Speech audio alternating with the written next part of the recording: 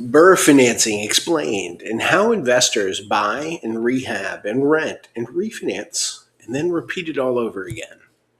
For real estate investors looking to build a rental portfolio, finding the property is only one part of the equation. Structuring the financing correctly can determine whether the BRRRR strategy works at all. So if you don't know, BRRRR stands for buy, rehab, rent, refinance, and repeat. And this concept is pretty straightforward. Acquire a property with upside potential, then renovate it and stabilize it with a tenant, and then refinance based on the improved property and its cash flow, and then redeploy that available capital into another investment. And the challenge is that successful BRRRR transactions may involve two distinct financing stages: the acquisition and the rehab financing, and then your long-term rental financing. And that's where working with an experienced mortgage broker such as Medallion Funds can add true value. So, what is the BRRRR strategy? The BRRRR method is designed to help investors recycle their capital instead of leaving a large amount of cash that is trapped in each rental property as equity. So, the 5 stages are: 1, you buy. So, the investor is going to purchase a property with an opportunity to create some value. So that could mean they're buying it below market value, or acquiring a distressed property, or purchasing a home that's in need of some pretty substantial renovations, or just identifying an asset whose income potential can be improved. And traditional mortgage financing isn't always ideal for this stage, so properties that are requiring significant repairs may not satisfy traditional conventional lender property requirements. So depending on the transactions, investors may want to consider a bridge loan or a fix and flip loan, or some private lending options, or renovation financing, or really any other short-term investment property type loan. And 2 is you do the rehab. So the investor renovates the property to improve its condition and improve its marketability, improve its rental income potential, and in turn, its value.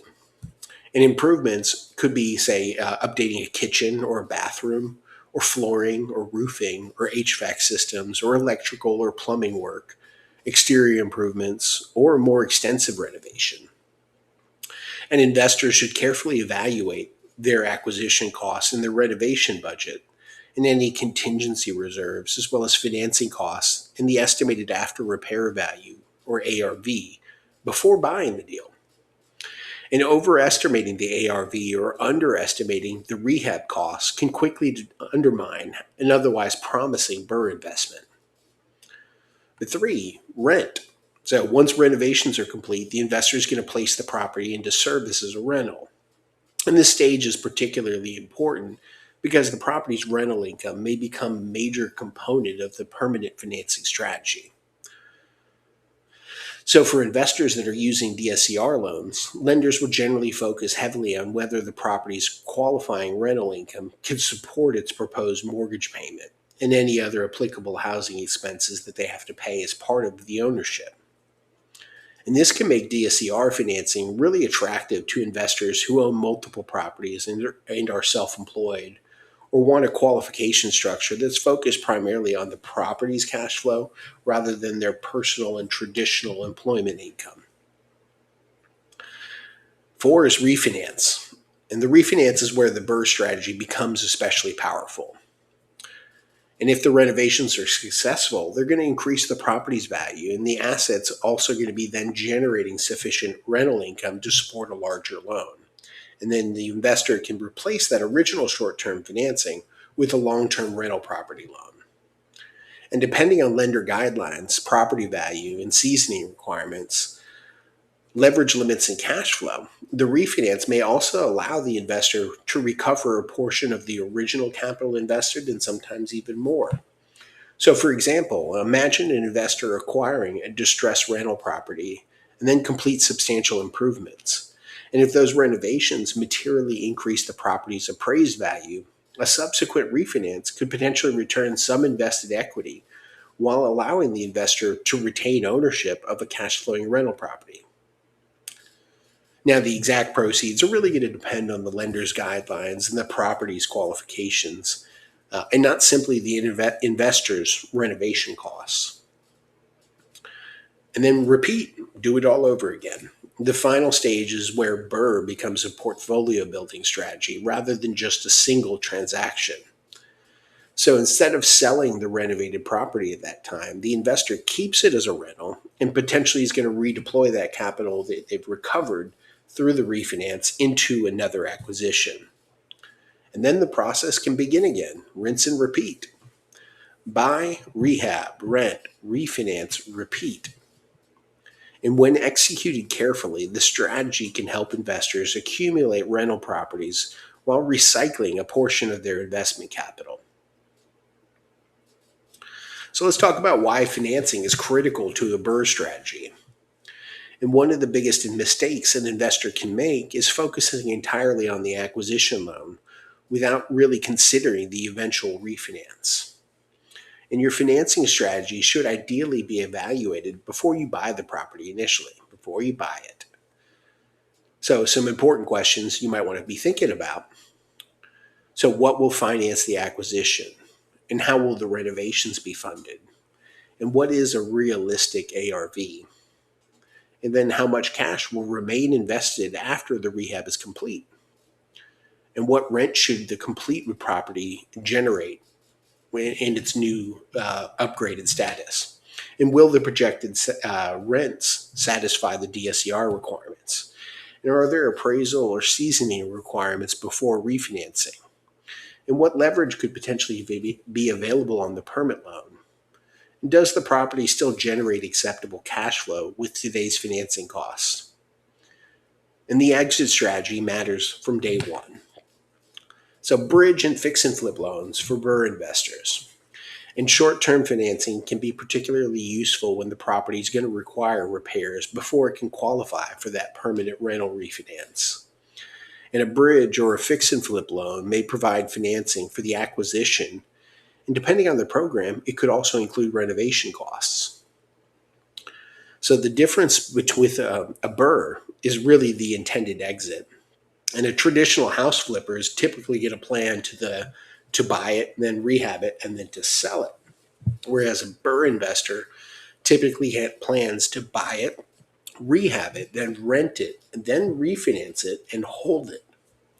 And because the investor intends to retain the asset, permanent financing should be evaluated alongside the short-term loan when we start. So DSCR loans and the BRRRR refinance. And a debt service coverage ratio loan, commonly called a DSCR loan, can be an important tool for rental property investors. So instead of relying primarily on the borrower's W-2 income, a DSCR program generally evaluates the property's qualifying rental income relative to its housing obligation under the given lender's methodology.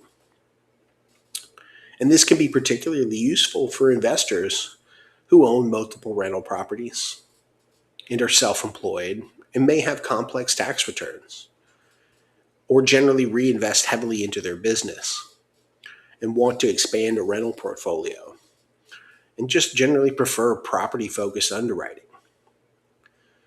Now, however, DSCR programs can vary significantly between lenders with minimum credit standards and leverage and reserve requirements and prepayment structures and what property types are eligible, but also appraisal methodology and seasoning rules can all differ. So the seasoning issue that investors should understand, well, one critical component of BRRRR financing is seasoning. An investor may renovate a property quickly and substantially increase its value, but that doesn't necessarily mean that every lender will allow an immediate cash out refinance based on the new appraisal value. And some programs, and I might say most, impose ownership or title seasoning requirements. And while others may have different rules governing the value used to calculate the maximum proceeds, generally 6 months after the original purchase is a good rule to keep in mind. And that's why permanent financing strategies should also be researched before committing to an acquisition. So can you pull all your money back out? Well, sometimes you can, but investors should assume that it's not going to happen that way all the time. And a successful BRRRR refinance can depend on several variables. And some of those are whatever the final appraisal value is, and what is an allowable loan to value, and what the rental income is, and what lender guidelines are, and seasoning and closing costs all have a play in that. And if the property value increases enough and its rents support the required debt, an investor may be able to recover a meaningful portion of their original investment. If not, some equity may remain in the deal. And the better objective is not necessarily to get every dollar back, but it's to create a financially sustainable rental property while using your capital efficiently. So why work with the mortgage broker for BRRRR financing? And BRRRR transactions can become complicated because one lender may be excellent for the acquisition and renovation stage, while another lender may offer a stronger long-term rental solution. And in Medallion Funds, we can help evaluate financing across multiple lending strategies rather than forcing every transaction into a single loan product. So depending on the property, borrower, and investment strategy, potential solutions may include fix and flip financing and bridge loans and DSCR rental loans, but also conventional investment property financing and portfolio loans and cash out refinancing and blanket loans, and a lot of other investor focused programs. And the goal is to develop a financing roadmap that considers both how you get into the investment and how you can ultimately exit the short term debt. So let's build the exit strategy before you buy. And BRRRR can be an effective method for building a rental portfolio, but leverage alone doesn't create a successful investment. And investors still need to buy intelligently and control renovation costs and establish realistic rents and accurately estimate ARV and maintain sufficient reserves for their loans to go through. And most importantly, don't wait until construction is finished to start thinking about your refinance. Let's build that permanent financing strategy before you buy. And if you're considering your next BRRRR investment, Medallion Funds can help evaluate that acquisition, the rehab, and the permanent financing options that are going to be available to you for your specific transaction. And that's it for the day. Thank you for watching, and you can visit my website at billrapponline.com. You have a good one.